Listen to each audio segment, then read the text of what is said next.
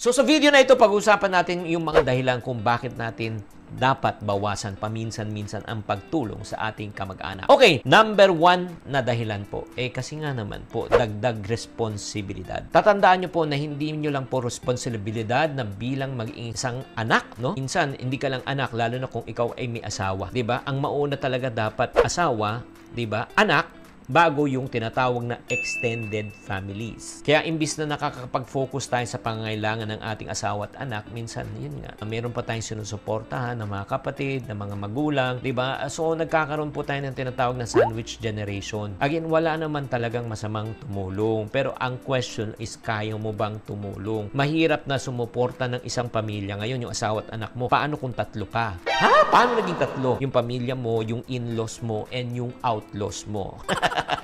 Di ba? Hindi, totoo yan di ba? Ang tanong ba, may kakayanan ka? That's number one. Okay.